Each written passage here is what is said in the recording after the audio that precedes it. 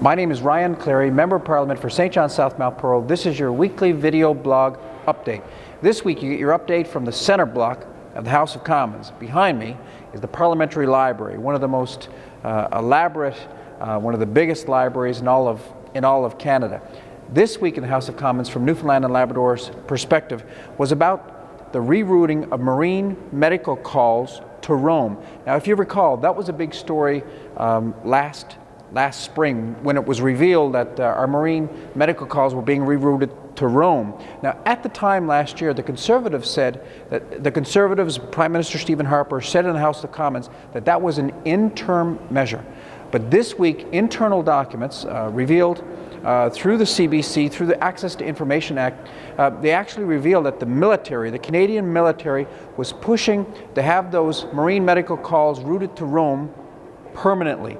Now, I asked a question in the House of Commons this week about just that. Let's show the clip. The Honourable Member for St. John South Mount Pearl. Right. Rerouting marine medical emergency calls to Italy is simply outrageous. How can they not get this? How was this not obvious? When this was first raised, Conservatives claimed that this was an interim measure. We now know that that was wrong.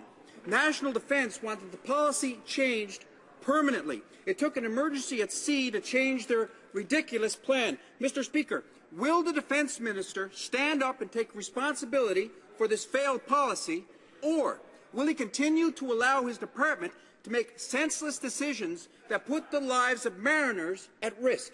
The Honourable Acting Minister of Fisheries Notion. Mr. Speaker, the safety of mariners is our top priority, and I can assure the honourable member that the policy is there will be a Canadian company taking all medical calls.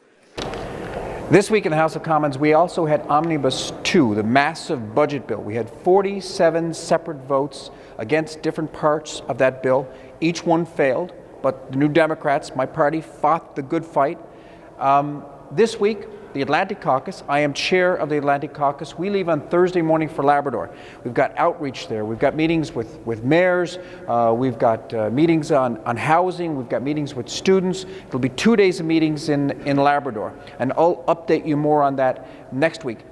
Also next week, as post-secondary education critic for the New Democrats, I have a forum next week on a national roundtable, actually, on accessibility and affordability of post-secondary education. So that's on Tuesday of next week, and at the end of next week I'll give you a full report on how that went.